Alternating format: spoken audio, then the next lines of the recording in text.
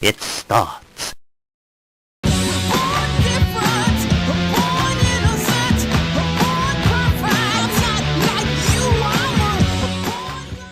Nah, I don't care. It's stupid. Harry Potter is stupid, and it's about time someone said it was bad, because nobody in the history of ever has ever suggested that Harry Potter is bad. I'm a trendsetter. No, but it is stupid though, right? We're supposed to believe that wizards and the wizarding world is so much superior to the muggles, right? We've got phones. They use owls.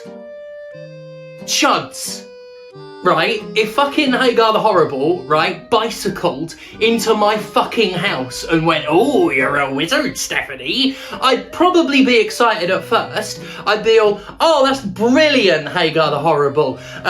How do we go? Am I going to go in a car?" "What? No! We don't ride cars in the wizarding world. We fly about on flippity-doos." What's a flippity-doo? Well, first of all, you gotta get yourself an 8-legged one. We're not gonna get on.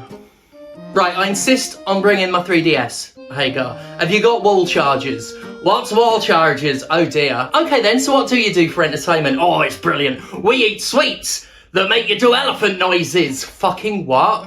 And what is the shit with the all flavour beans? Right?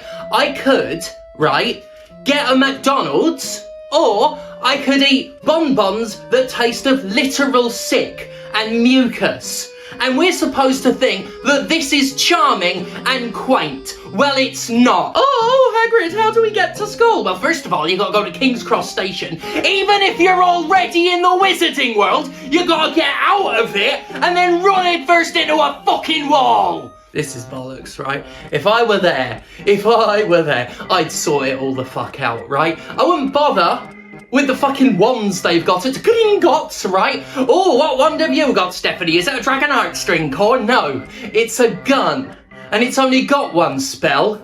Bang! That's your Voldemort problem taken care of. Bang, bang! That's the fucking snake. 2 for the snake. It's long, innit? Did you mean to call Ollivanders Gringotts? One-shot is all about. I don't fucking care. I don't care what the one shop is.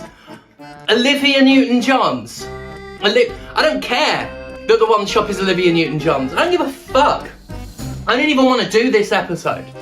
I've known it's coming for a year, but I don't want to have to talk about fucking Hogwarts, right? I made my peace with the Harry Potter series. I made my peace a long time ago. But it's inevitable. It's here, and we've got to talk about it. The fucking wizard game. Warning, of course, for what you're about to see. There's going to be a lot of transphobic rhetoric that I have to show you in order to talk about some of this shit. So, let's talk about J.K. Rowling. Let's talk about Hogwarts Legacy. And let's talk about how allyship really works. J.K. Rowling is a transphobe. This is a fact. It's a fact I've never seen disputed in good faith, only challenged by fellow transphobes who have a pre-baked line since these people all read from the same script.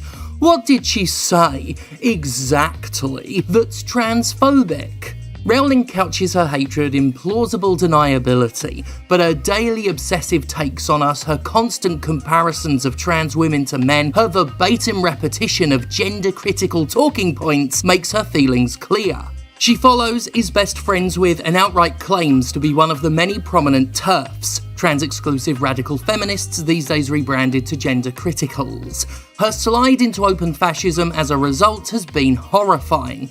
She is a fan of Matt Walsh, a fascist so into fascism that he self-describes as one and has made a career from accusing LGBTQ+ people of the very pedophilia he himself seems to be a fan of. She's liked tweets from the abjectly abhorrent Libs of TikTok account, a notorious right-wing platform that outs queer people and is used to organise attacks against drag shows as well as threats against hospitals. She retweets unscientific drivel by queerphobes like Baroness Nickel Nicholson. She stands with Maya Forstater, who, after losing her job at a progressive organisation over demeaning anti-trans comments, has dedicated her life to combating trans rights. She once sent accidental transphobic profanity to a 9-year-old girl after pasting a comment from an anti-trans website she was reading and copying at the time. She called criticism of this censorship and authoritarianism, seeming to defend her right to rope kids into her obsession.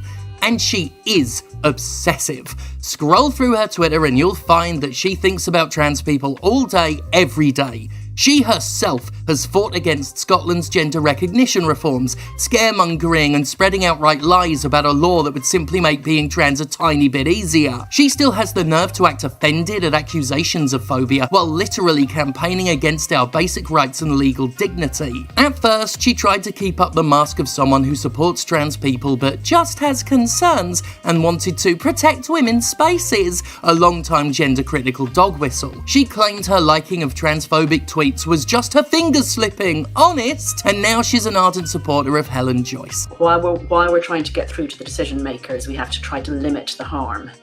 And that means reducing or keeping down the number of people who transition. Every one of those people is basically, a huge problem to a sane world. Like, if you've got people that, and whether they're transitioned, whether they're happily transitioned, whether they're unhappily transitioned, whether they're detransitioned, if you've got people who've dissociated from their sex in some way, every one of those people is someone who needs special accommodation. Every one of them is a difficulty.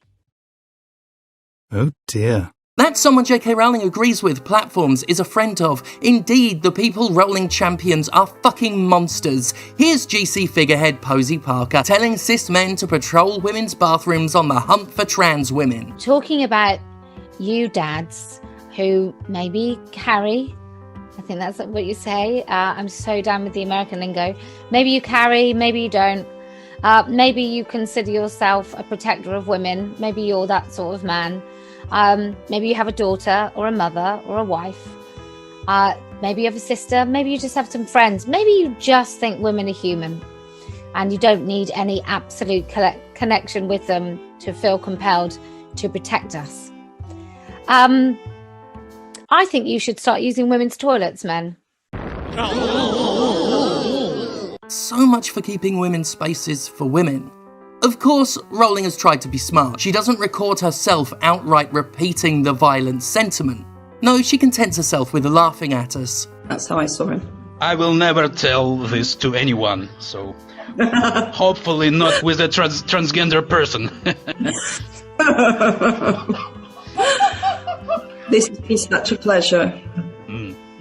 Her slimy, cowardly behaviour goes back years. What's shown in this video so far is just from stuff I started collecting in the past year because I knew this subject was inevitable. While she's been careful enough not to use plainly direct hate speech, I don't think her deniability is close to plausible anymore.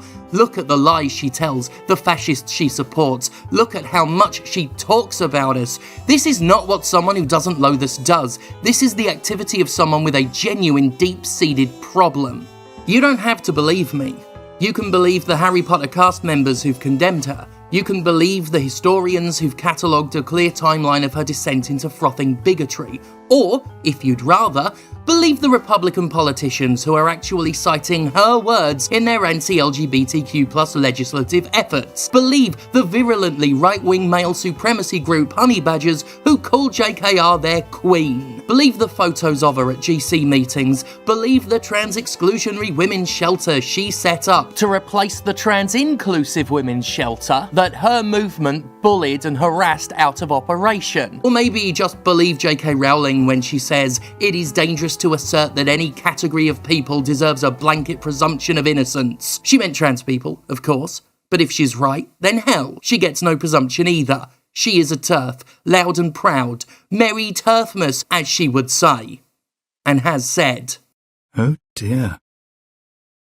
I've been out as a trans femme now for over 2 years. With my coming out, much about the world around me has changed, be it through my new perspective or the difference in treatment I receive. There's a lot of good. I'm complimented by sweet old ladies who like my boots. I'm hit on by lesbians in Leeds. People in general say nice things about me and I feel more comfortable saying them back. Mostly, I'm more confident. I like who I am and how I look, things that weren't true before. But while good things happened, and to be honest, 90% of people really don't care if I'm trans or not, there are negatives. It's no secret what it did to my career. The way in which I'm criticised online changed. Suddenly I was diagnosed by commenters as mentally ill, my age comes up a lot now, and my writing is tone policed, accused of being rude and screeching where it wasn't before. But most of all, the world has become scarier.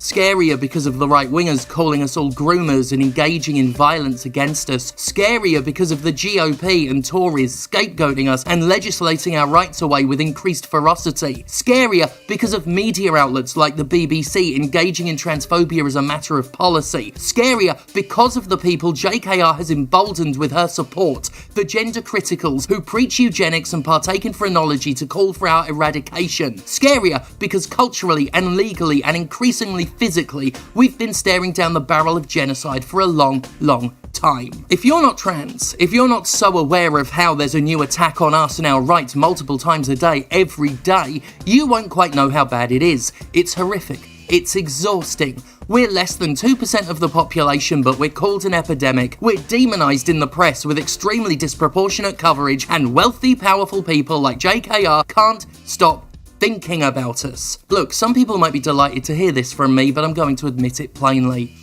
I'm afraid. I'm really, really afraid. And every day, for months, I've seen a video game that directly benefits one of the largest sources of that fear promoted on the PlayStation Store and Xbox Live, hyped up by the gaming press and championed by a community with a long-running vein of transphobia running through it that goes back to the hateful protests against a bit-part trans NPC in Dragon Age Inquisition. Every day, a constant reminder that we as trans people have so few friends, so few allies. Every day, a reminder that the game industry and community are contemptuous. You know, as much as y'all gamers TM have tried, you've not owned me by posting the glowing review scores for Hogwarts Legacy or boasting about its sales success. That just proves what I knew, that people don't give a fuck. That's not new information, it's not a surprise, it's half of the course. That's all. Those of you actively trying to harass me over it aren't the actual offensive ones. No, the offence comes purely from the self-described allies who want to have it both ways, who want to play their wizard game and get really upset when criticised over it. Or the media outlets who justify their uncritical reviews by having the fucking nerve to compare our protests against them to fucking Gamergate. Transphobes, you need to up your game, because none of you will ever be as insulting as a self-styled cis ally who wants trans people's permission to not take a stand. Oh, and I love how the same gamers TM who spent nearly 10 years calling game reviewers corrupt suddenly started trusting and touting them when a game they rallied around got 8s and 9s. Some of them even tried to twist Gamergate's ethics in game journalism pretext to defend outlets like IGN from criticism. IGN! Suddenly, the Ethics Brigade are standing for IGN, the Too Much Water website, the site whose credibility they've done nothing but meme. Way to prove that you've only ever wanted to be agreed with. You'll suddenly stop believing reviewers were paid off and attacked me when I posted what I'd heard from a Warner Brothers contact, that WB stacked the deck and only gave review code to outlets it trusted to give positive reviews. Like, that wasn't even a shocking revelation. It's a known fact this happens, an expected practice. I've covered the deck stacking elimination of wild card reviewers for years, but now I'm lying. Now game reviews are above board. Oh, by the way, I've never believed game reviewers are paid off. That's not what happened with Hogwarts. Reviews aren't high stakes enough that publishers are gonna bribe over it. No, the sad thing is that there doesn't have to be bribery. Search engine optimization is all outlets need to keep covering games as enthusiastically as possible. Hell, they wouldn't even refuse to cover Ubisoft games after all the sex abuse. They can't be trusted to do the right thing. While I don't think game critics outright lie, I think they have an incentive to not rock the boat, to do conspicuous things like, say, litter a Hogwarts Legacy review with so many negative statements, it sounds like shit, and then give it a 9 out of 10 regardless. From a general fear of controversy to wanting to avoid Gamerboy harassment and, of course, maintaining a good enough relationship with publishers to keep having access, they've plenty of reason to go soft. on big-name games. I left The Escapist in 2014 because parent company Defy Media refused to publish my review of Assassin's Creed Unity and jeopardise their relationship with Ubisoft. I'm famously blacklisted by Konami for being such a harsh critic. The PR company 47 told me EA wouldn't send me review copies because I'm a wild card. The only access I get in gaming comes from sources acting alone that need anonymity because they're not allowed to talk to me. My standing in the industry, that is to say, no standing, is the result of doing everything my former peers are incentivized not to do. I burned every bridge I had for not wanting to play with deeply corrupt organizations, and I'm proud of it. I also acknowledge that I can afford to not play in that sludgy water. Most reviewers can't. I scarcely blame them for the system they're stuck in. I've been there, I know how it is, and I don't think reviewers are unethical so much as forced to compromise with unethical companies while in the thrall to the all-important SEO. They're not paid off, but as we've seen with Hogwarts Legacy and with how quickly they wanted to move on from mentioning Ubisoft and Activision's abuse in their game coverage, not many of them have any damn principles. Multiple times in the past few years, press outlets had opportunities to make a stand. They did not. So yeah, to the born-again Potter fans who spammed me with screenshots of IGN's big ol' 9, I'm not sure what y'all proved other than your own hypocritical opportunism. You'll be back to calling game reviewers SJW soon enough, won't you? I know I'm not changing any minds here. The bigots and Potter fans and people who just want to enjoy a video game made their decision. The allies who want to separate art from artists or hate JKR but just always wanted to Skyrim or Hogwarts made their decision. And regardless of intent, all of you look exactly the same to J.K. Rowling. See, while people have tried to justify Hogwarts Legacy by saying JKR had no direct involvement, that doesn't change the fact she makes direct money from sales. More importantly, it doesn't change the truly insidious aspect of Harry Potter's continued success. JKR takes it as explicit endorsement of her views. She thinks the success of Harry Potter means people agree with her, and she's said so before. There is no difference in hers or any other TERF's mind between the people who bought Hogwarts because they wanted a fun wizard game and the people spite buying it to demonstrate the powerlessness trans people already feel. Intent doesn't matter. You're all just supporters to her. You are all permission. This is why you aren't an ally if you buy Hogwarts Legacy. No, buying the game doesn't make you a transphobe, and I'm tired of hearing the self-martyring whinging about that. I'm not saying you're transphobic for buying Hogwarts Legacy. I'm saying you're not an ally. You handed that card in because you couldn't do the barest minimum. You couldn't make the simplest stand. It's not that hard to not buy a AAA video game. You chose a product over people, and in doing so you helped J.K. Rowling say things like this when asked how it feels to have alienated so many queer fans. I read my most recent royalty checks and find the pain goes away pretty quickly. That's what you do. You empower a fascist-supporting transphobe. Some of you celebrate that you've done it. Some of you wring your hands and excuse it. The result's the same. So enjoy! Not a single one of you are under any obligation to refuse this game. I'm not demanding it of you, and I'm not going to say you're an inherently bad person for it. But I do not trust you. I can't count on you. Can't think you have our backs. I can't feel safe with you. And sorry, but you don't get to feel hurt by that. You get to enjoy your media product. I get to remember every digital storefront that took a Hogwarts sponsorship, every games journalist that promoted it, every platform and company that embraced it, and I get to remember that when Pride Month rolls around and the performative allyship begins. Your rainbow logos won't count for shit. It hardly needs to be said, but any of you who claimed you bought it to support the developers can especially get in the bin. Oh, they worked hard and should be supported. That's probably the dumbest attempt to lionize consumerism I've ever seen. I've seen this excuse so much, and I'm like, how dare you? How dare you lie to me so fucking brazenly? You don't buy games just to support developers, you buy them because you want to play them. Tell me, do you buy literally every single game that's ever made and released? If you're motivated purely by dev support, that's what you do, right?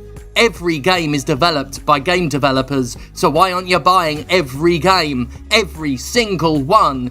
Get the fuck out of here with that blatant bullshit. Of course it's bollocks from a results standpoint too. The devs got paid already. They get paid for their work up front. Unlike JKR, they don't get royalty checks. They're not the ones supported by your purchase. She is.